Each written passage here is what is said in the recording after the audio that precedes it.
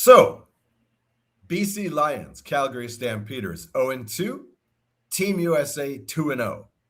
What is going on in sports? Shots from the Hip podcast coming up next.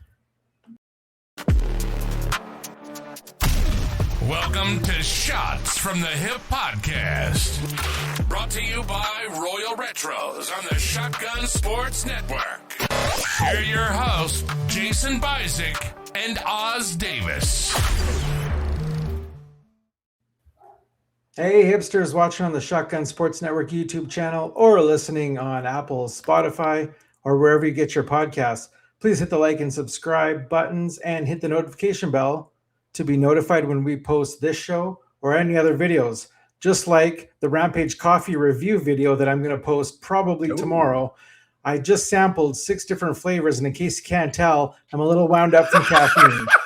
I was going to say, geez, okay, Jason, you don't have to do the whole pack on one go. Come on. Savor it. I did sample each one, so I'll do a complete review video and I'll post that up. But interesting coffee, our sponsor. Wow. What time are you recording this? It is 9:11 p.m. Mountain time in Canada. Yeah. You are you're gonna be up all night, dude. if you're just starting on the coffee. No, I only took a few sips of each one. I'll be good. so spoiler, is it strong? There is definitely one or two that are stronger, and they have a complete lineup. Like whatever your taste is in coffee, they've got it. So yeah, watch for that video and results. I'm probably going to post it tomorrow. All right, after great. I post this episode. This is the Shots from the Hip Coffee Brewing Podcast. And if that didn't wake you up, how about some breaking CFL news? We're going to start with this. Okay. Well, if I had to headline this for back in the day when we had newspapers, if I had to headline this, it might be Meet the New Boss, same as the old boss. Meet the old QB, same as the old QB. But as fans, though, we won't be fooled again. Yeah, exactly. Precisely. Okay, so Ottawa already 0-2 in the season. Yeah. Already looking like it's going to be a long year of bad second halves. And already picking a scapegoat, apparently. Exactly. Well, you can't fire all 53 players. So I woke up from my perspective this morning seeing Bombers acquire quarterback Drew Brown in a trade with Red Blacks. And just to add intrigue, Red Blacks signed quarterback McLeod Bethel Thompson are the two headlines at the official website, cfl.ca. this morning. Yeah. Now, Jason, you made a good point. A bit of a strange move for Ottawa to go with a guy who, I don't know how to say this politically speaking, but who has seen better days, who I still carry a grudge against because not too long ago, he actually passed on a CFL opportunity and went to go play in, I don't even know what it was called, UFL maybe at that point, USFL maybe, XFL, one of these. So I'm still carrying a grudge against him for that, not to mention playing backup for Montreal not too long ago. So in any case, okay, so you brought up a good point vis-a-vis Ottawa. Why do they sign this guy when, they already have a decent roster for this contingency? Yeah, I'm just as puzzled as you are. I mean, I haven't paid too much attention to what Ottawa's done so far in the season besides being 0-2. But I mean, I don't think that you can pin all this on Drew Brown. Just to go over the trade really quick, Blue Bombers have acquired Drew Brown and a second-round draft pick in the 2027 Canadian draft in exchange for Winnipeg's first round selection in 2027 and a second round selection in 2028, which is conditional.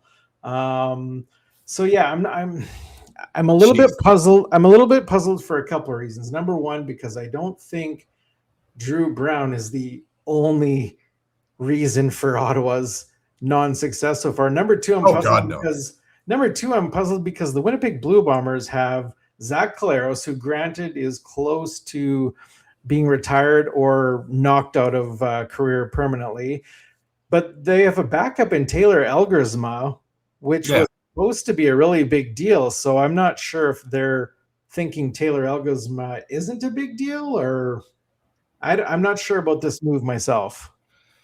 Yeah, and they threw in what's going to end up being the number 10 overall pick. Is that how that Jesus. shakes down? Okay. Yeah. Don't you think? Second round pick from Ottawa? Probably. You know? Yeah. Come on Yeah. now. Seriously. I'm confused. That's at worst, that's what, 14 to be generous? Come on. They make the playoffs? Come on. I mean, wow. I mean, okay, nice that Ottawa gets Winnipeg's first rounders in, 2 years and 3 years, or next year and the year after. But still, wow. Yeah, I don't get that. But, Ottawa's playing decent. I mean, Ottawa's playing dead.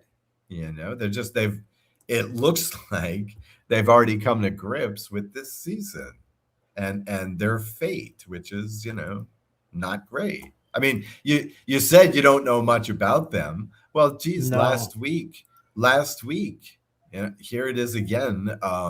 It looks like a close game at the end of the first half. It's 20-13. Ottawa's down, but then, Toronto comes out, blows the doors off of them. 23-3 in the second half.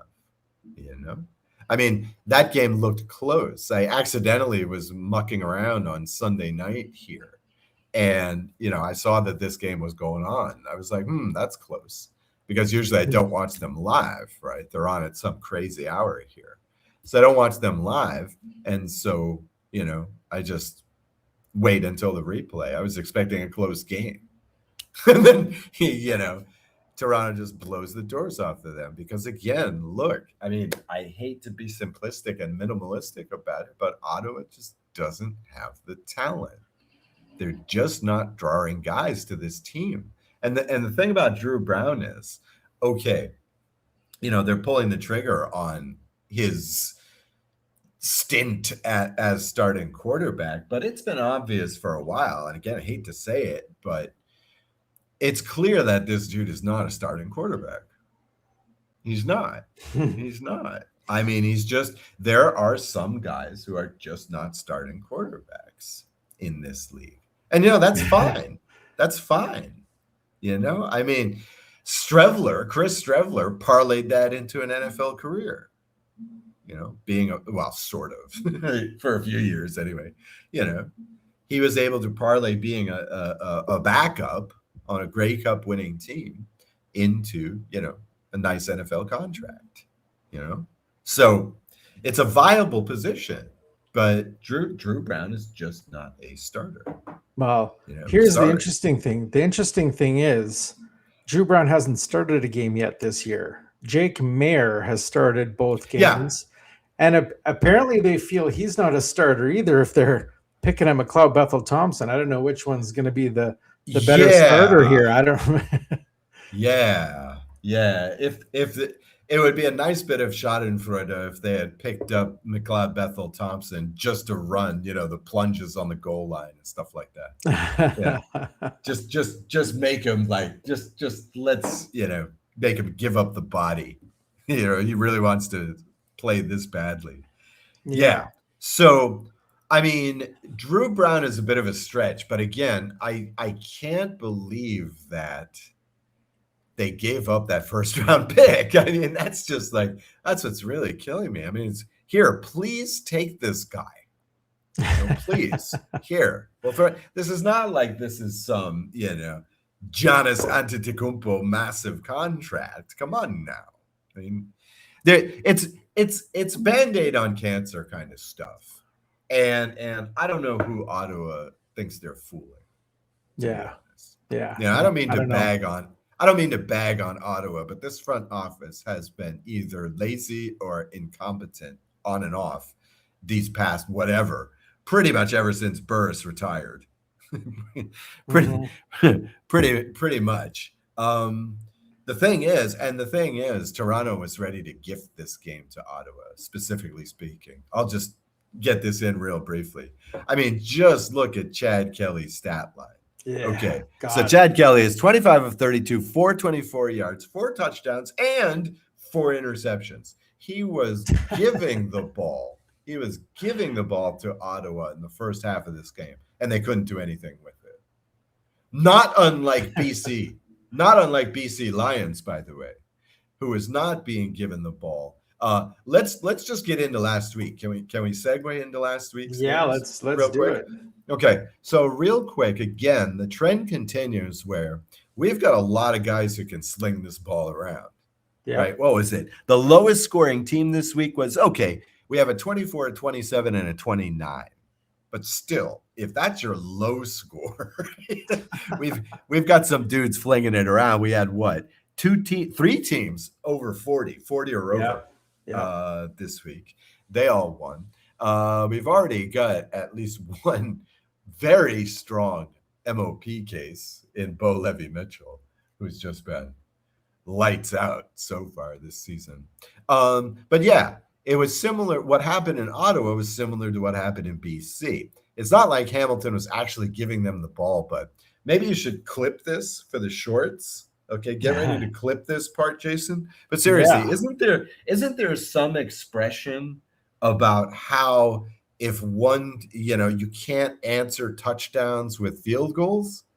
Oh yeah, I think the expression is if you do that, you're gonna lose. And that's what was happening to BC all through the first half.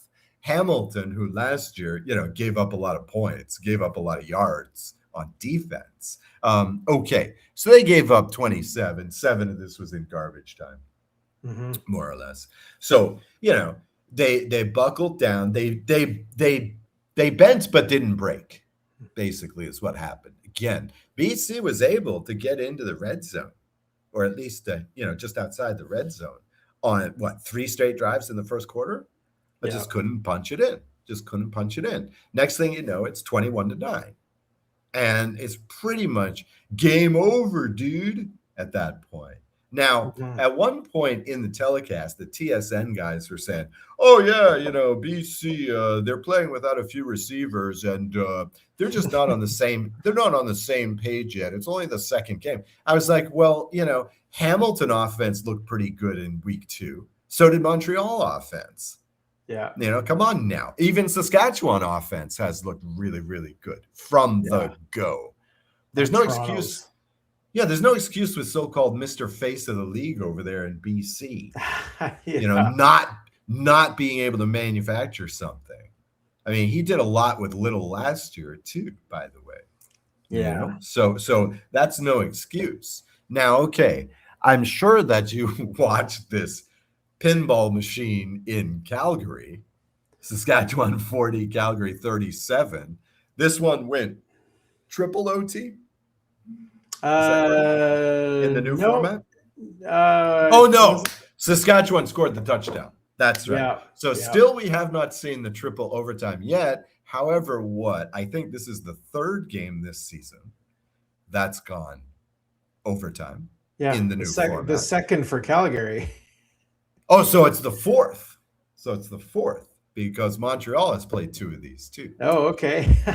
So jeez. Yeah. So I guess these are the heart attack teams in the CFL. And I guess you can see the variance, right? Montreal, 2 overtime games, they're 2-1. Calgary, 2 overtime games, they're 0-2. So you can see the variance going on in the CFL. But okay, what did you make of the Calgary game? And how many points can this defense let up this season?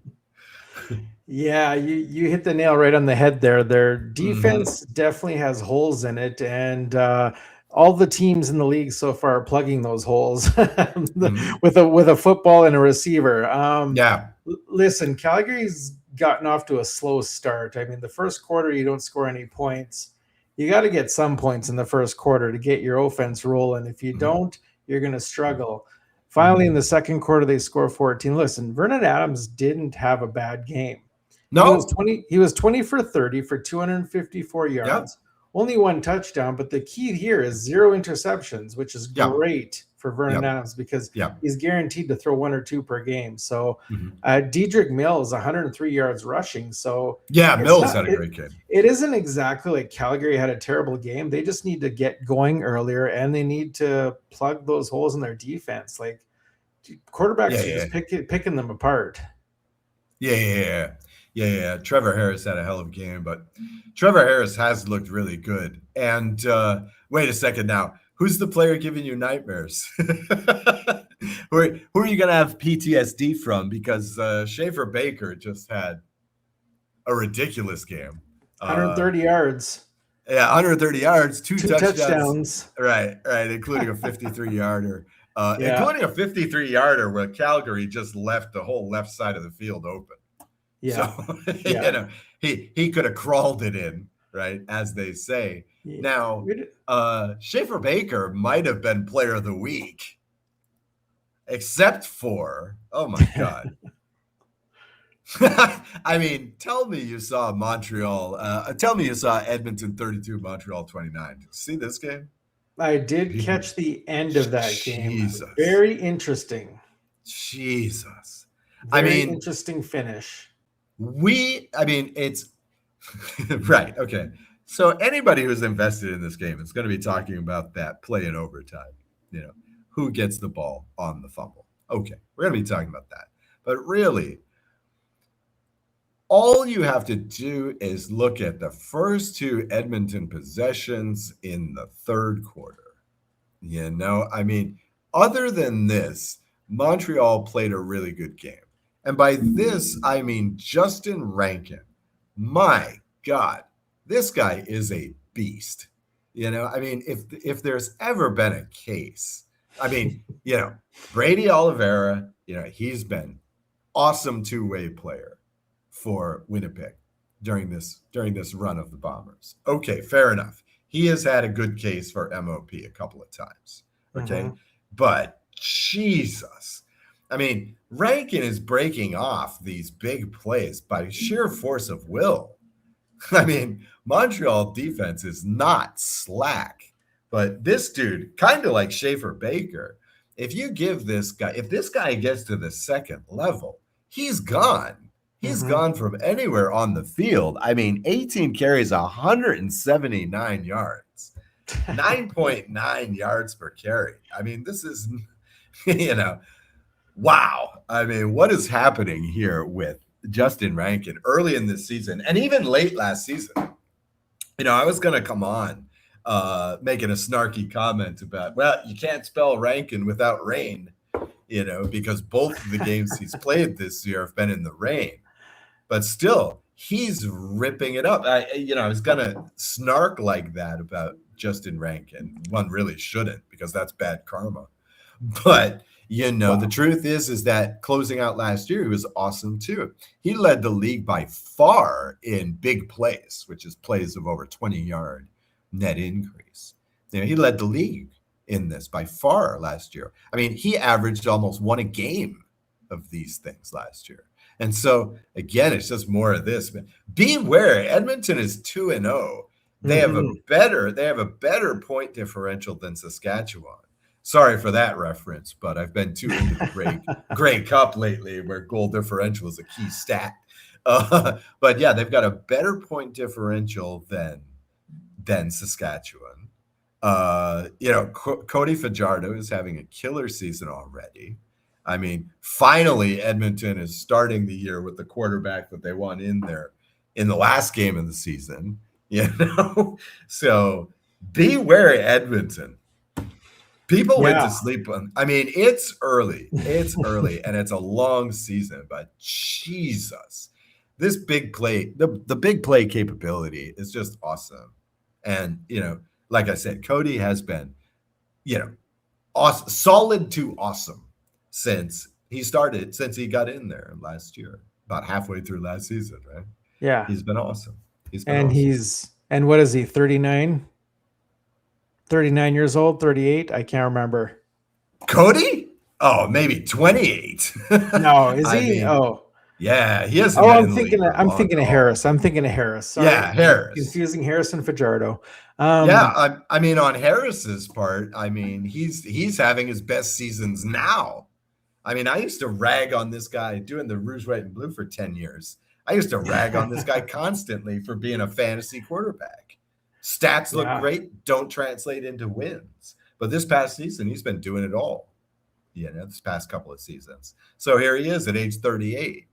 I mean, he's the LeBron of the CFL. Yeah. I don't know if I'd go that far, but yeah, I mean, this season we have probably the best stack of quarterbacks I think that we've had in a long time. Yeah. Last week I went on social media and I said this was by far the best weekend of CFL football I think I've ever seen. Yeah. These games were all great. Well, the Toronto game wasn't great. It's impressive. What Chuck Kelly's doing is impressive. Yeah, at least in the second half. It really looked like in the second half. Of course, he's been out of football for like a year and a half by the calendar.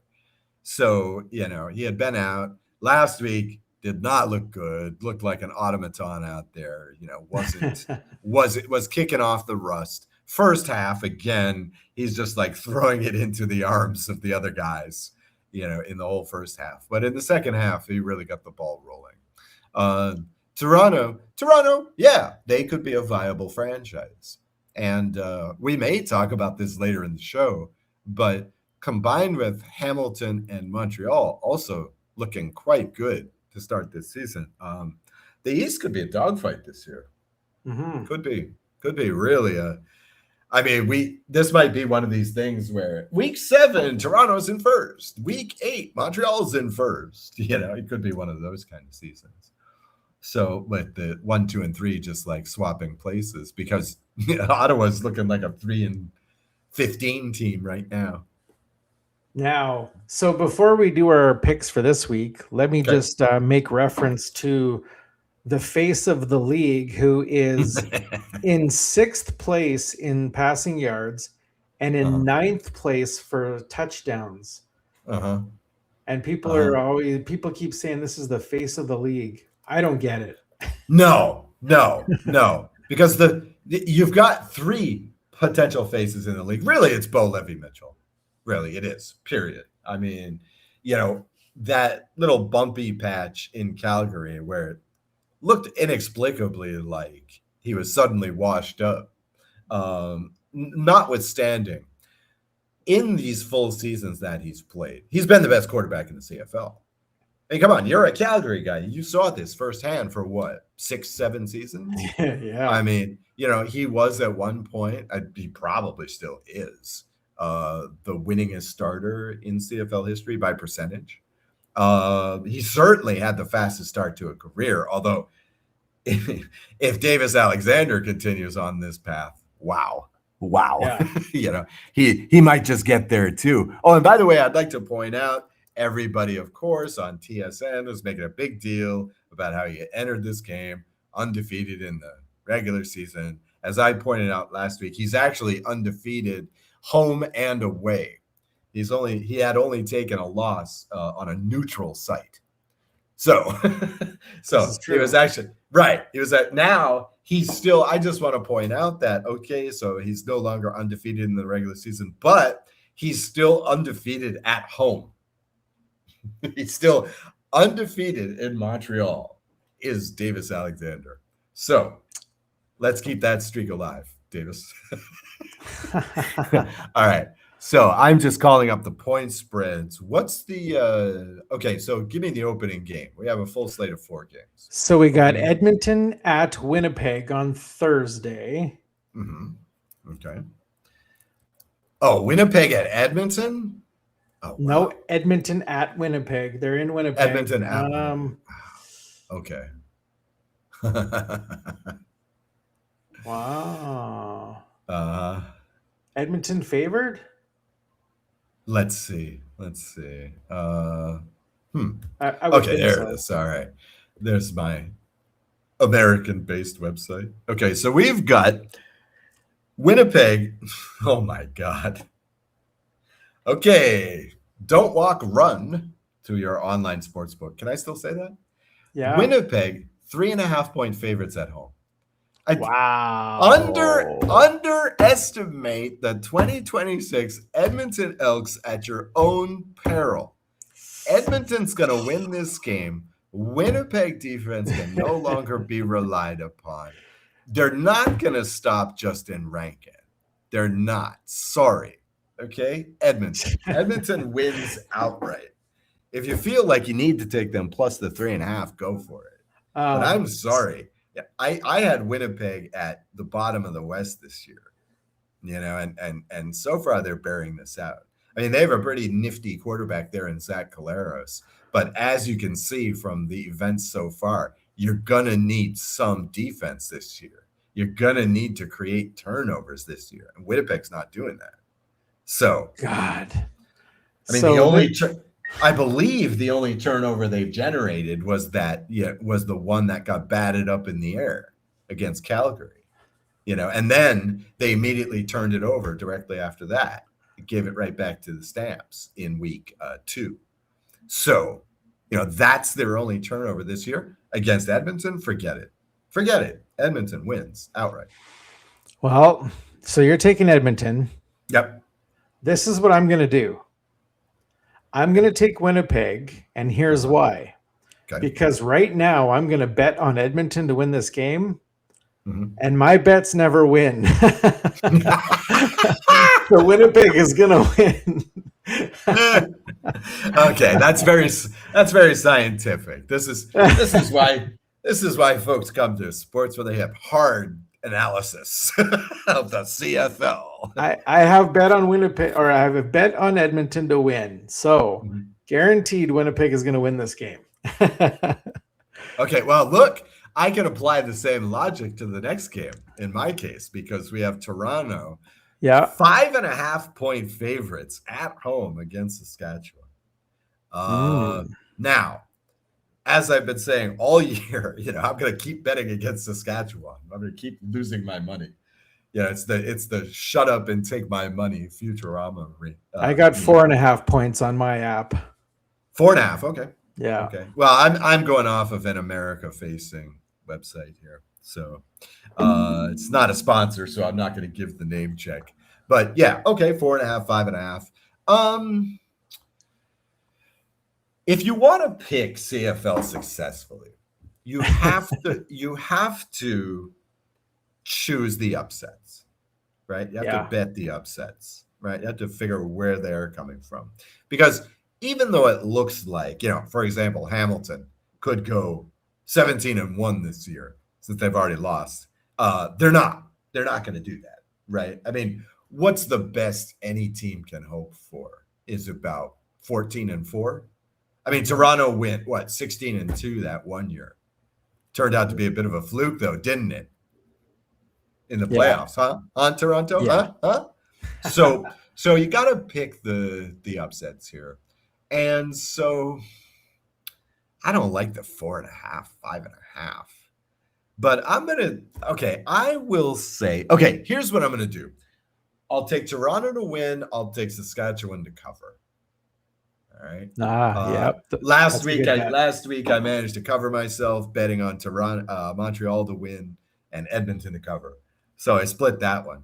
So in CFL Pick'em, I guess I would begrudgingly go Toronto, but I think Saskatchewan plus 4.5 is a great bet. It's a great bet. The way that these games have been close, except for the Ottawa games, every game's been so close. 5.5 in the American sports books is pretty good for this game. So, I'm gonna go Saskatchewan covers. What about you? What do you have? Well, just as a secondary note, the Edmonton Winnipeg game, the over under is 55. Yeah. Toronto, Saskatchewan over under is 56. Yep. Over. As is Ottawa, Montreal, and Calgary, BC's over under 57. 57. Okay, that's a bit out of hand. But on these first two, you can go over. Edmonton, Winnipeg at 55 is. I've got 55 and a half. Still, that's low. That's low. I mean, it's been a pinball game this year in the CFL so far. Yeah, Toronto, Saskatchewan. I would definitely take Toronto as the underdogs. That's very tempting because Chad Kelly is the factor here. Yep. I mean, Saskatchewan's firing on all cylinders, but Chad Kelly is the deciding factor in Toronto. If he's on, Toronto wins. If he's not, Toronto loses. So, God. I mean, how many games have the Riders won in a row now? God. I'm going to last year's standings, but they won the 2 games in the playoffs, right? They won the championship, the West Championship, and they won the Grey Cup. Yeah. They may have thrown, if I remember correctly, that last week against Winnipeg, if I remember correctly. But okay, so I'm looking. Oh no. They did close out with 2 losses. Yeah, they threw away the Winnipeg game, and then they had the starters for like 2.5 quarters against BC in the last game. Okay. All right. Yeah, they had one of these win-win-lose seasons last year. So okay. So basically, but they're still on a 5-2, so they're still on a 7-2 run. So pretty good. But still, if they lose, that means they're on a 7-3 run, 700 ball. Right? That translates out to about 14 wins. So there you go. Pretty good. So even if they lose, you're still playing the numbers on Saskatchewan. So this might just be one of these, they're due for a loss games. But I still like them to cover. Yeah. Calgary, BC is the next game. Calgary at BC, and this game's obviously not in BC, I don't believe. Yeah, I've got it in BC. At BC. I thought they were. BC hasn't played home yet. I thought BC was. I thought there was World Cup games going on there or something, so they weren't still home. That's what I thought. In Canada this weekend, I think group play is over. Oh, okay. Yeah.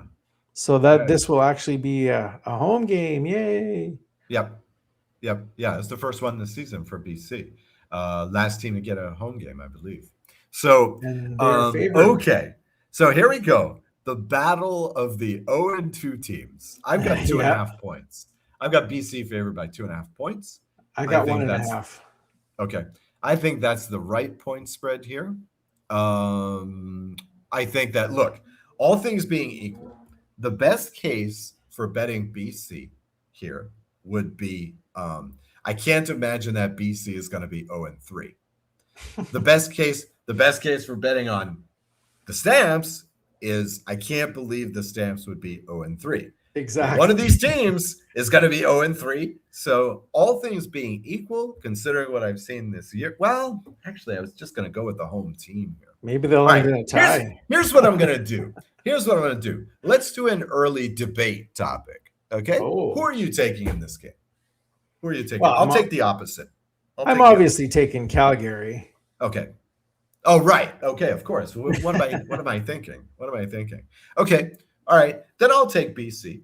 I'll just say for BC, all things being equal, this is a home game. These two teams seem to have played pretty evenly. I think that Calgary defense is something, whereas BC defense is nothing. Nathan Rourke is still not connecting with his receivers, but you got to figure that's a matter of time. Well, that might be why BC is the slight favorite, maybe because of the home field advantage. Yeah, it's got to be, especially at the American sports book. They might not necessarily know as much about the CFL as the Canadian market, but sure, that's got to be it. I mean, that's the only reason to take. Well, that's the main reason to take BC, but I just don't trust this team very much. You know, on the other hand, I don't trust Calgary. Calgary can't stop anybody. So on defense. So again, these defenses are way behind the offenses to start the season. Yeah. It's pretty crazy. I don't know if this will stick, but the trend so far, fantastic. And closing out the week, we have Montreal as 8-point favorites over Ottawa Red Blacks. 8. I've got them at 9.5. Damn. Okay, so take that 8. Take that -8. Yeah, I mean, you have to go Montreal here just pragmatically. I guess this is what? This is the McLeod Bethel Thompson revenge game. Yeah, maybe. Yeah, I'm sorry. I can't see it. I can't see it. Here we have a team that so far this season has not come out of the locker room in the second half in Ottawa versus, I would argue, especially on defense, probably the team that is best at making halftime adjustments in the league. Justin Rankin notwithstanding. I mean, there's nothing you can do to prepare for that, I guess. So I'm gonna stick with Montreal, and yeah, it could be ugly. It could be a blowout. I would not be surprised. I obviously I'm gonna pick Montreal as well because I think Ottawa is just lost right now, and until I see signs of life, I can't take them. Yeah, no, it may be betting against the odds because they're on such a losing streak lately, but I mean, if this were an upset, okay, if this is an upset by Ottawa, probably still in week 18, we'll think it's the biggest upset of the season. Well, seriously, I mean, there's not right now. Not right now. I can't even see the upset possibility. So, No. But again, just because you can't see a scenario doesn't mean it won't happen. So, but still. No, yeah. Montreal. So, probably even minus the points. So overall, I'm very tempted to take a parlay with Toronto, Edmonton, and Calgary, and a $5 bet would win me $56. But God, I don't know. Toronto, Edmonton, and Calgary. Well, throw in Montreal. I did throw in Montreal, and that got me $100 and some dollars, $150 on 5. 30 to 1 odds on $5. 30 to 1 odds. Play that. Let's see. Let's see. It's pretty. I would. Oh, so $5. If I take Toronto, Edmonton, Calgary, and Ottawa, $5 gets me $196. Wow. Wow. Ottawa's the wild card there, I think. Oh, Ottawa. Yeah. Come on. You're not going to take that. It's pretty tempting to. I'll throw $5 at it. I've thrown $5 at dumber things. I might be tempted to do the 4-team parlay that you suggested, but I might also take a 4-team parlay with BC instead of Calgary. Oh, right? Because that way you're only going to win half as much. But well, actually, no, that's not true because all you're sacrificing is $5 on a 20 or 10 to 1, I would say. No, it's not even going to be that much. It's not even going to be that much of a variance. So you're probably talking about a 20 to 1 and a 16 to 1. So bet $10 to make 80 at least, So I guess, that's, I might do that actually. That's not a bad idea. I can't believe Edmonton is that much of a dog. And that's ridiculous. Somebody is not paying attention. Again, I've said it before. Sometimes you actually still get favorable odds in CFL betting, because the intelligence is just not that good on it yet. Still, on some of these American-facing sports books. Yeah. But anyway, speaking of football, can we talk about the other football? Yeah, we've already spent 48 minutes on CFL, so let's move on to football. Yeah, football. Or should we call it the Messy Cup? The Messy Cup. Yeah. Well, that's the thing. It might get messy. It's trending toward an Argentina-Iran showdown there in the knockout. And so here's Iran. They've drawn twice, against these insane restrictions placed on them by the U.S. government. However, they've been buoyed by the fact that Belgium has just had a brutal cup. 0-0 and 1-1 have been the results against far inferior competition. So Iran is right now sitting in second place, and like I say, likely to draw Argentina at some point. Now, Argentina is a pretty wild case because they've got Messi and they've got this other dude, Fernandez. Okay. And they're both attackers, right? They're both strikers, right? And Argentina has always been a team that plays, defense first. It's all about the midfield and the backfield game. So pretty wild. I would suggest, with my limited knowledge, that Argentina is ripe for an upset.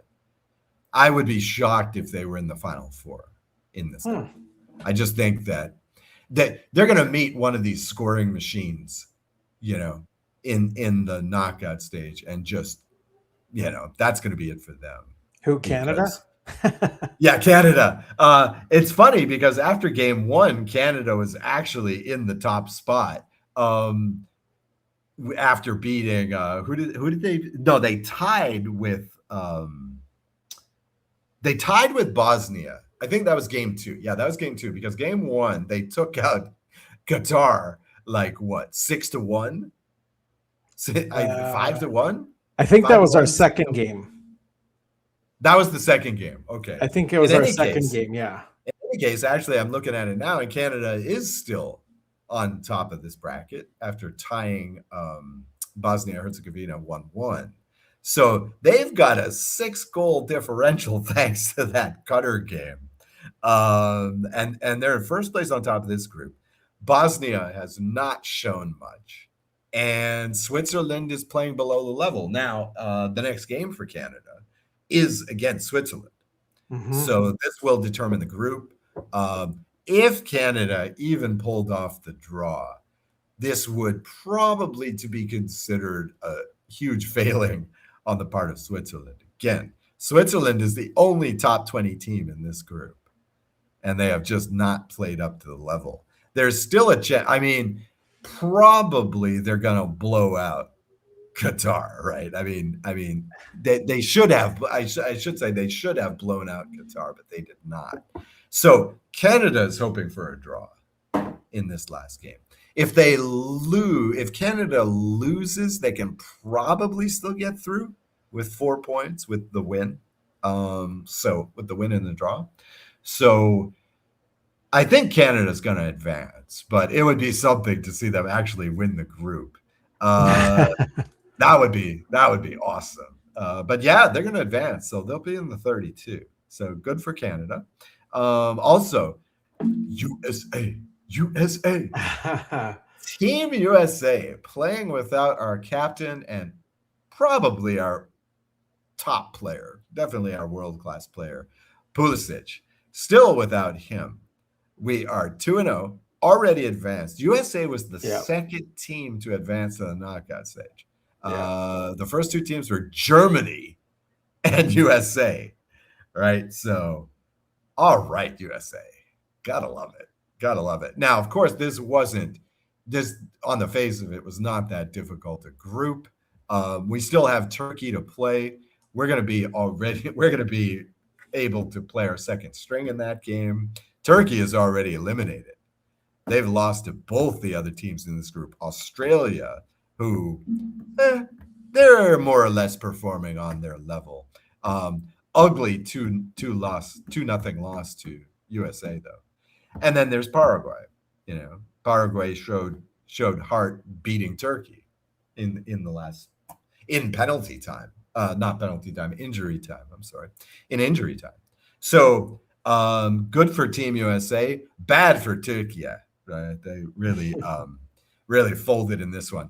Of course, the story that's getting all the media attention, and I love this, is actually the Scottish fans. Okay?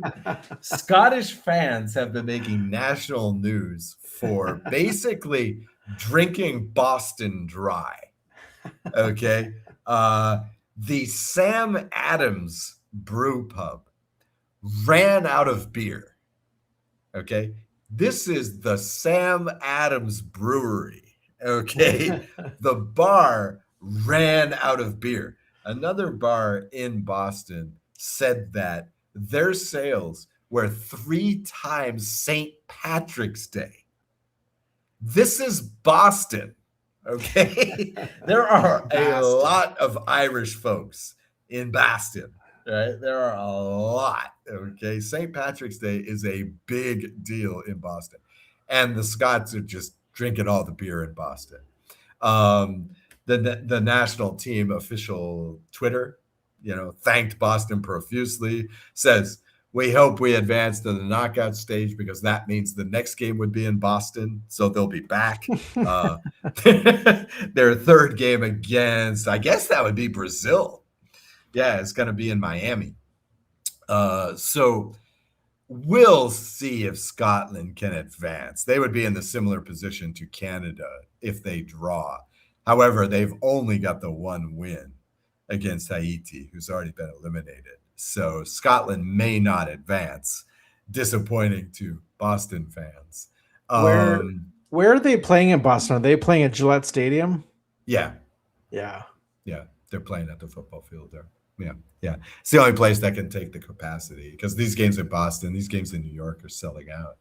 And in Miami, places like this, they're selling out. So, yeah, it's the biggest available stadium they have. And same thing as in the CFL, they ripped up all the turf and put in some grass. Yeah. So that's pretty much where we're heading for the Grey Cup. By the time we meet next, we'll have the bracket.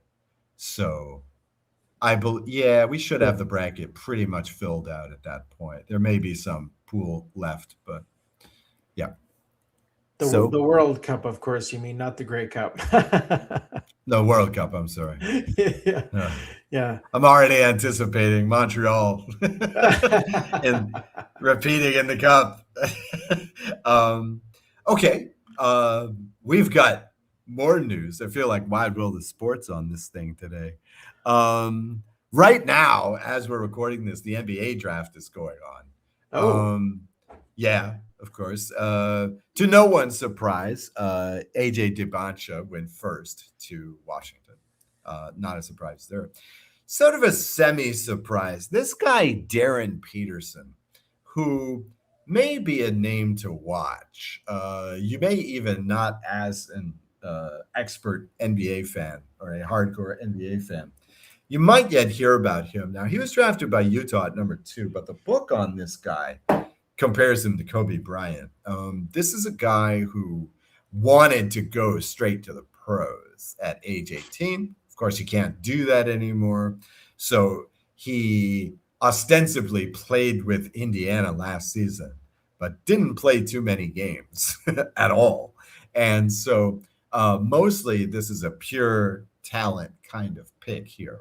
The thinking was, who they really wanted, of course, was Deboncha, who was on one of these strange programs by the owner, where some of these Utah players, he's, paying for the university, he's supporting them through AAU ball in high school and stuff like this. This guy was a long-term project, and Utah had just barely not enough luck to get that number 1 pick and to draft this dude. The other thinking is Cameron Boozer.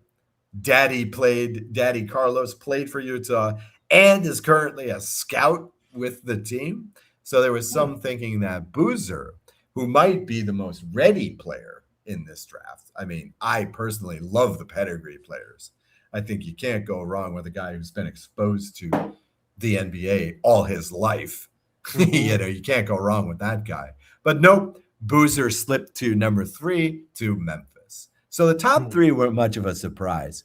Now, I guess what I'm surprised at here is, guess who? The LA Clippers, who year after year cannot stop shooting themselves in the foot. Now, they took this guy, Keaton Wagler, who I'm not sure.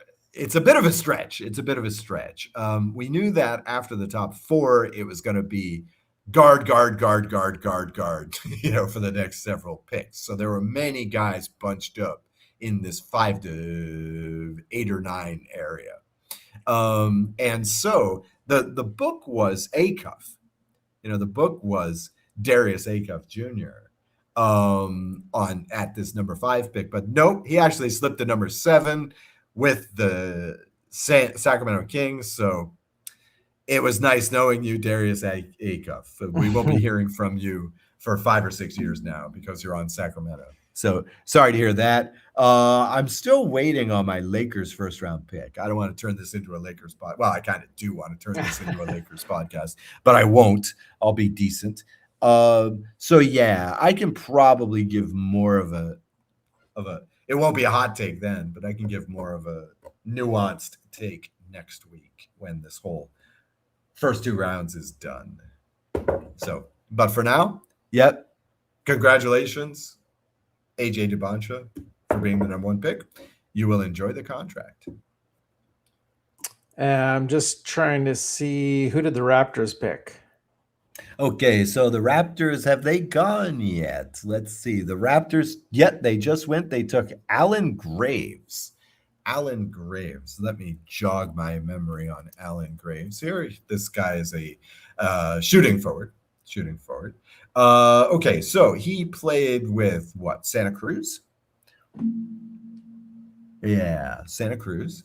11.8 points, 6.5 rebounds, 1.8 assists. Yeah, I believe that the book on him is that, here's a guy, nice all-around player, typical positionless player that Toronto really enjoys.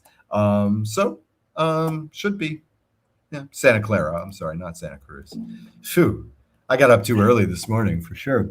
So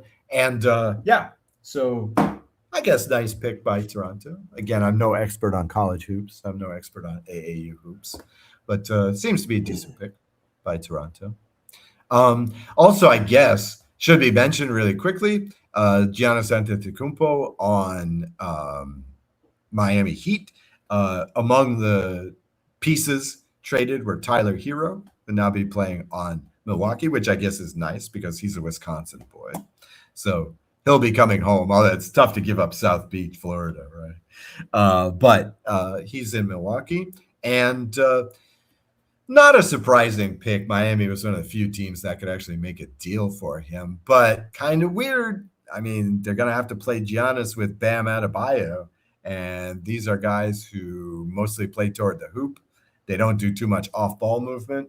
So there's going to be some clogged ball movement on Miami next season, possibly. But, when you get a chance to bag a top 10 player in the league, you go for it.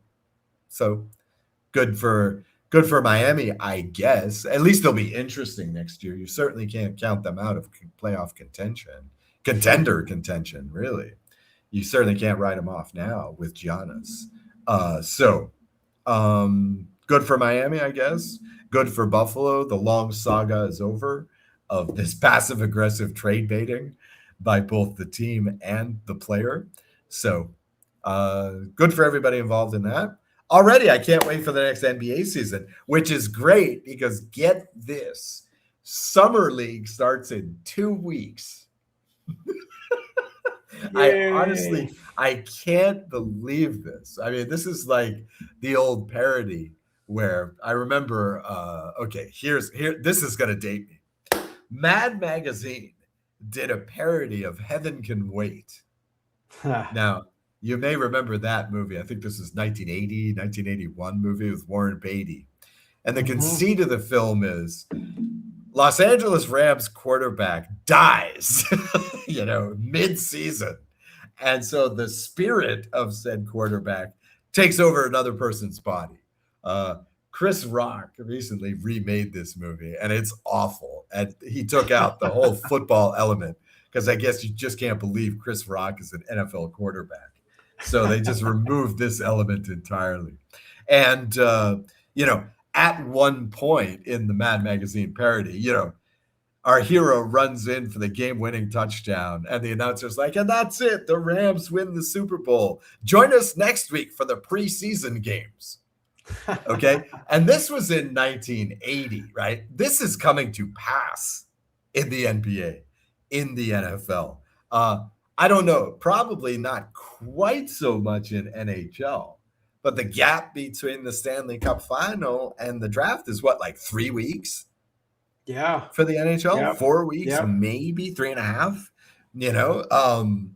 And then, what sort of there's not too much preseason. There's no such thing as summer league for hockey, right? Because these guys are playing national team hockey, or Yeah, what's their the off season like for the NHL?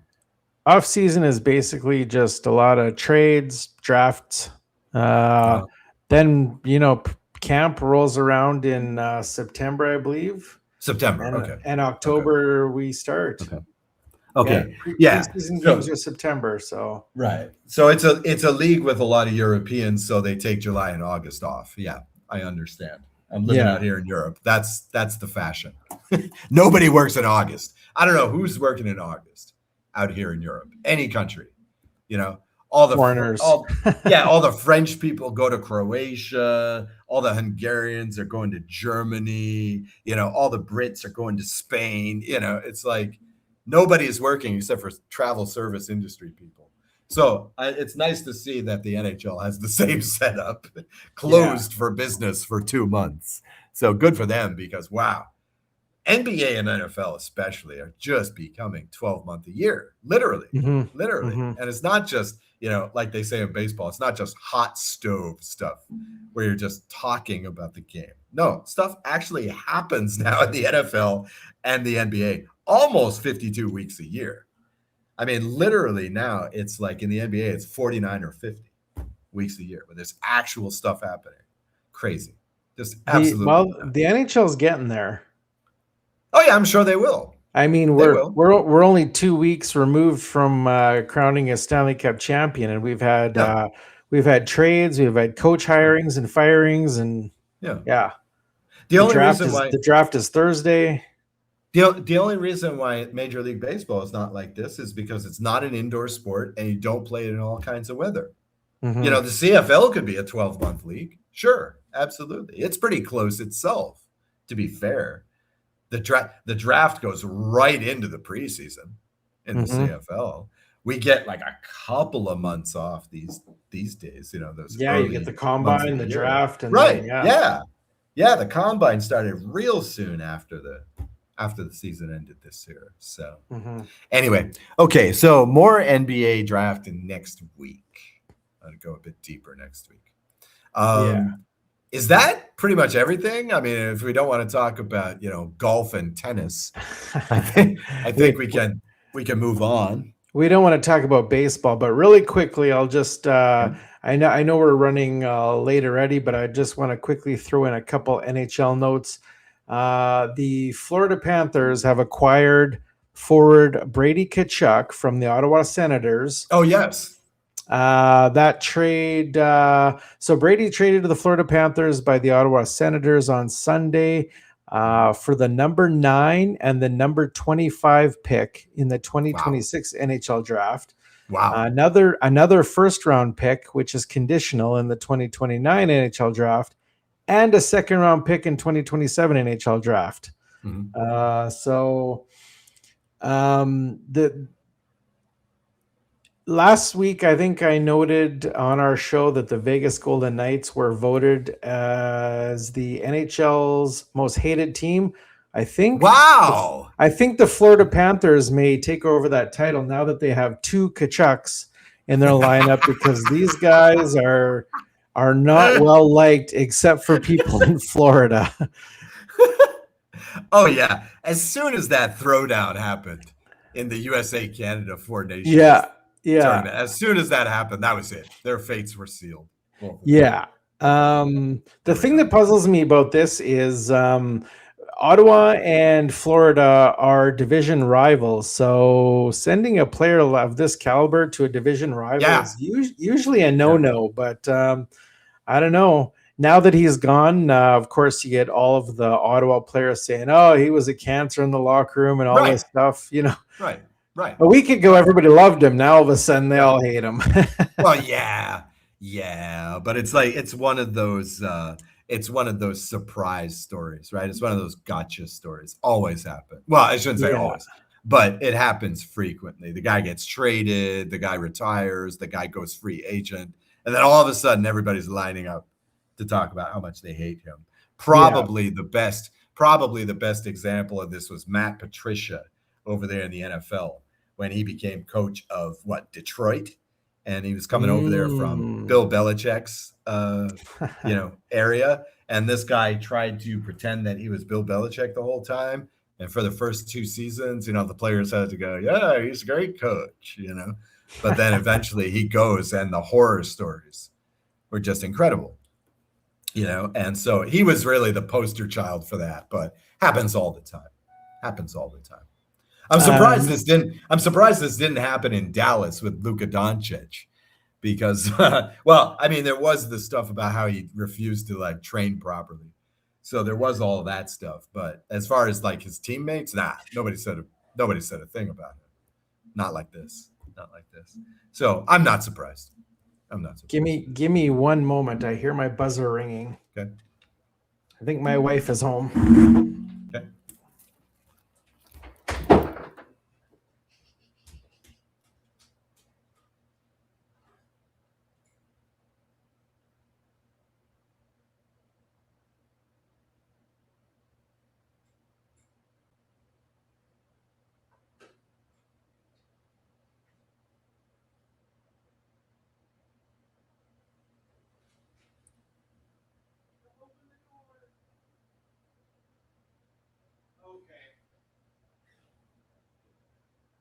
Sorry, I'm doing my podcast.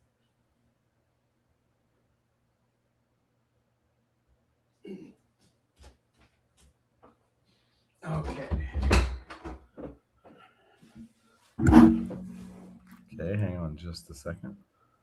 Okay.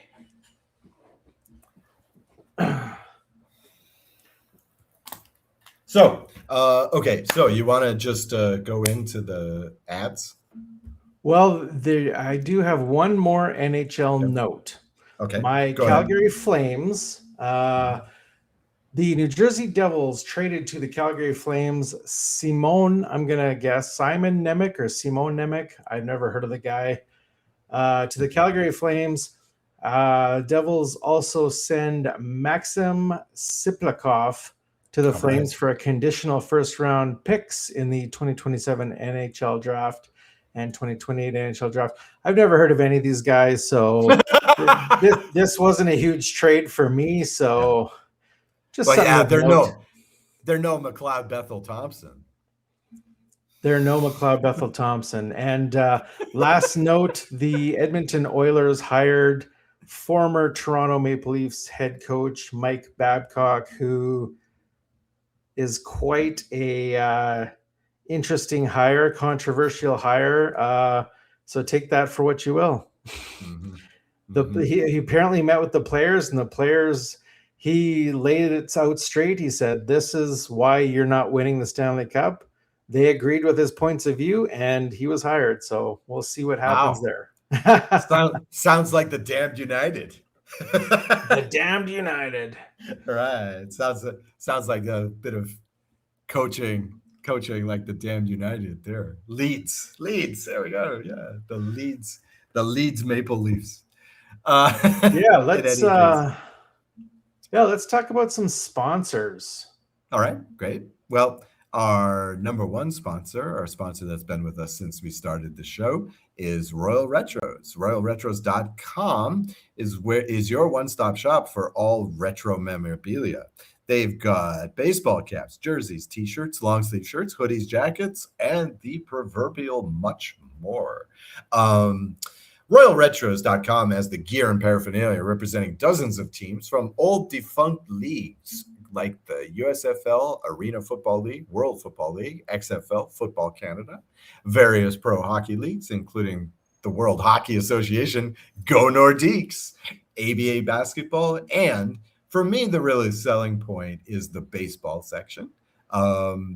By Major League Baseball, Royal Retros correctly means teams like the St. Louis Browns and Seattle Pilots, but also items from great teams like the Kansas City Monarchs and Homestead Grays of the old Negro Leagues.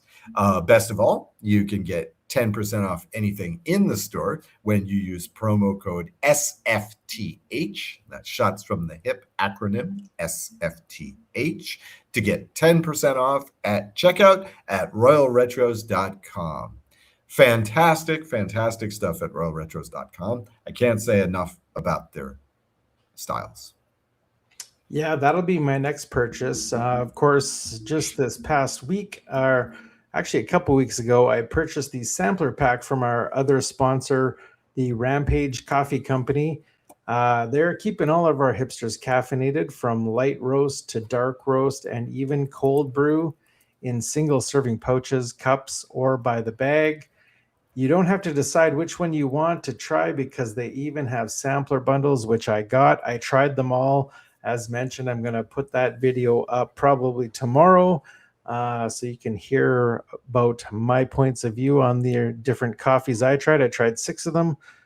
Best of all, you can click the link in the show notes and use code HIP10 for 10% off of your order of Rampage Coffee, supporting veterans and first responders and brewing out of Saskatchewan, Canada.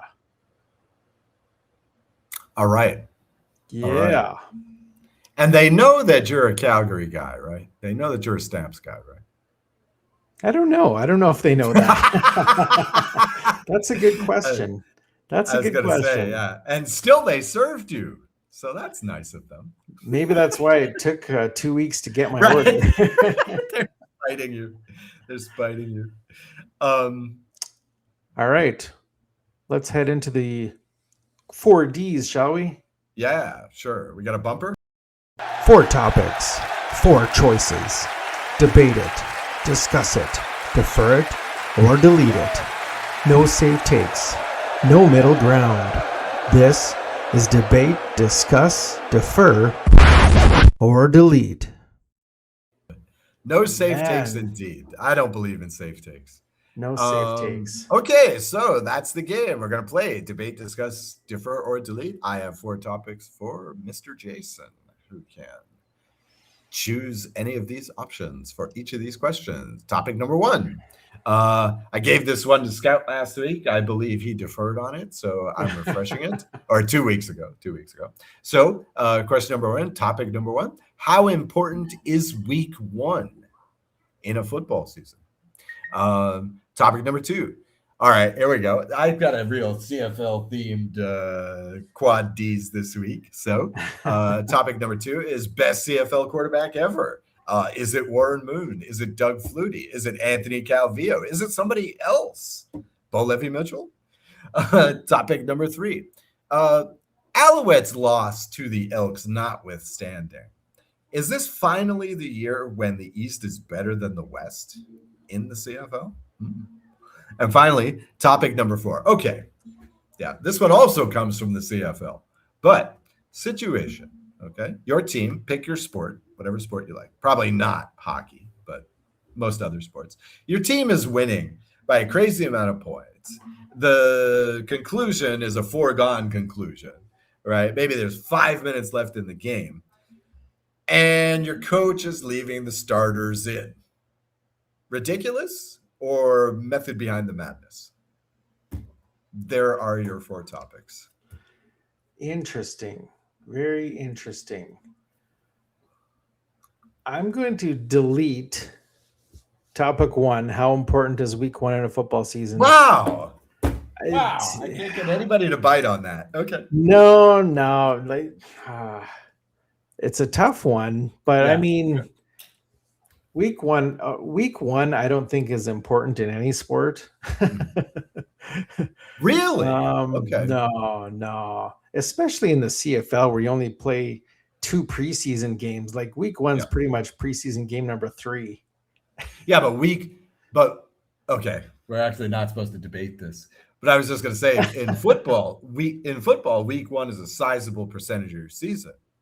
Montreal beat Hamilton in week 1. That gives them a lever for the rest of the season in terms of the standings, right? So I just wanted to say that. This is specifically why I said football, right? Because it's such a huge portion of the season. Yeah. You know. Okay, we'll debate this one.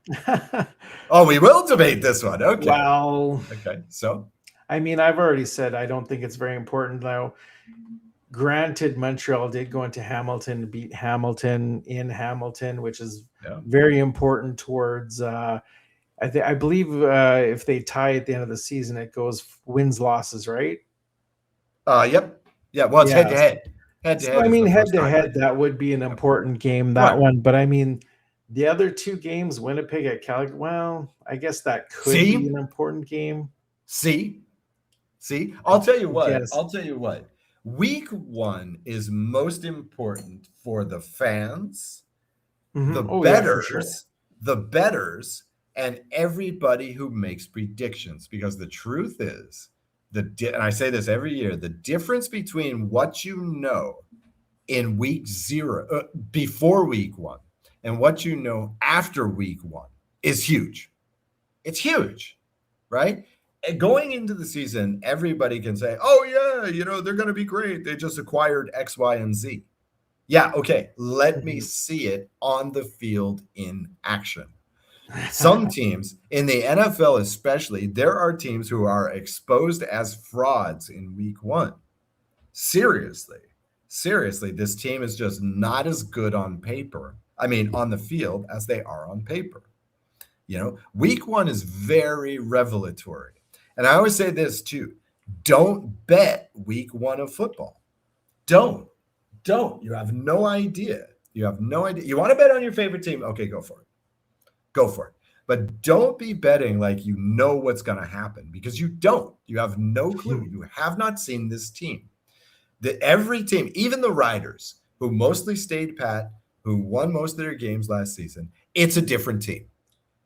I would maintain that the 2026 Riders are a different team than the 2025 Riders. Maybe not by a lot, but they're still a different team. And look at BC year to year.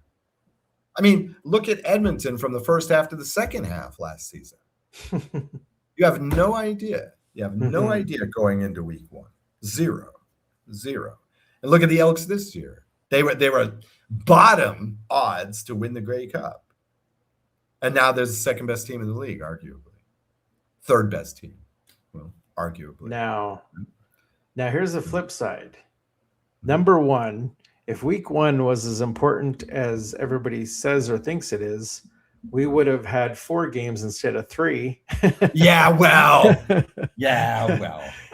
Number two point, week number 1, Montreal went into Hamilton and beat Hamilton. But was that Hamilton?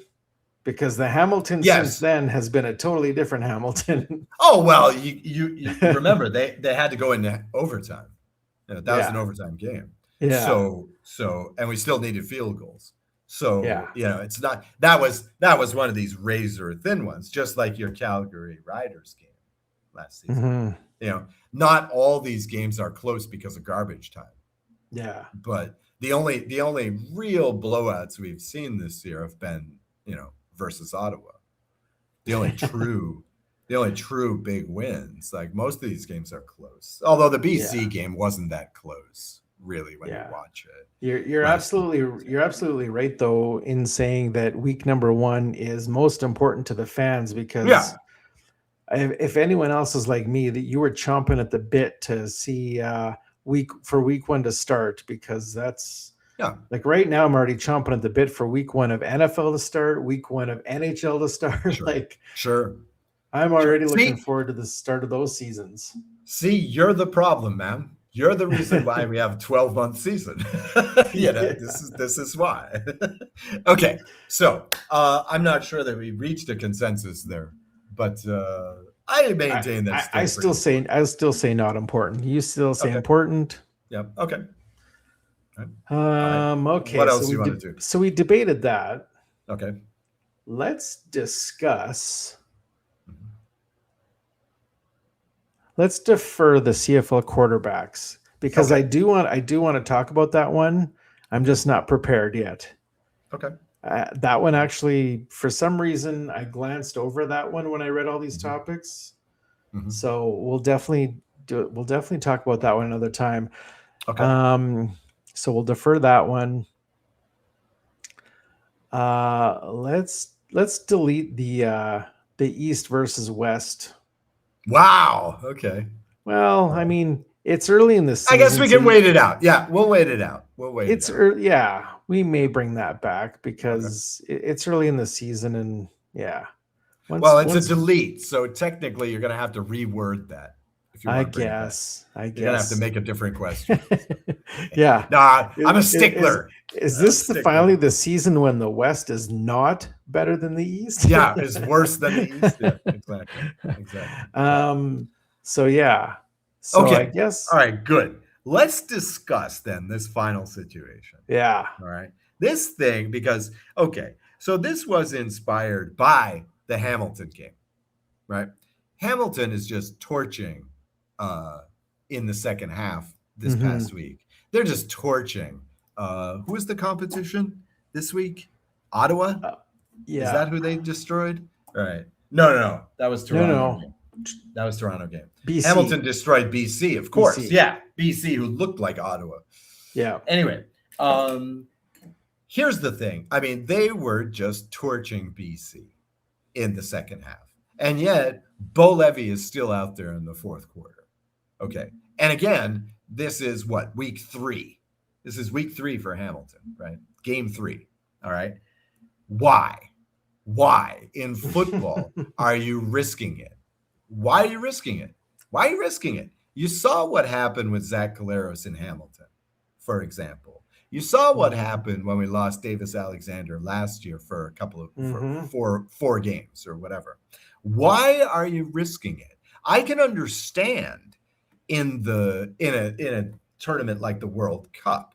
It's a limited number of games, and point differential, goal differential matters. Right? It matters, right? So a lot of people ragged on Mbappe for scoring.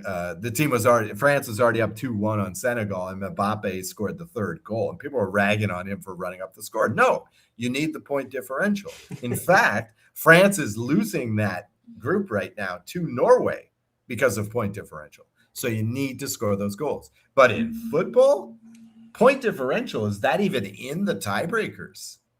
Is that even one of the tiebreakers at this point? Maybe it works into the tiebreakers after head-to-head. I don't know. Why would you do it in CFL? Why would you do it in NBA? Like, what are you doing here? What are you're risking? The same can be said for Toronto and Chad Kelly. I mean, they were killing Ottawa through 3 quarters, and Chad Kelly finished the game. Yeah. I mean, the answer to this one could ultimately be it depends. Because why they're keeping. I mean, for Chad, he's just getting reps still. Again, he's a year and a half removed from this game, so you can kind of justify that. You're willing to risk injury, I guess, in that case, right? Stats, maybe bonuses, contract bonuses. Well, maybe, but they're not that big in the CFL. True. This is not the NFL. It's again, you're risking your livelihood for what, 5 figures, maybe, as an incentive in the CFL. So I don't know why you would do that. I would pull my starters at the first available opportunity. Look, Hamilton had already gone 45 minutes against BC Lions, and they know that Nathan Rourke is not Nathan Rourke with capital letters so far this season. So they easily could have put in the second string. Yeah. I wanted to see the second string because I forgot who the Tiger Cats backup was this season. So I was like, oh, wait a minute. Shouldn't the second stringer be in? I don't even know who it is now. It was Schultz last year, right? I think. Yep. And he retired, so I don't know who it is now. Yep. I'm not sure. It brought back Caleb. But anyway.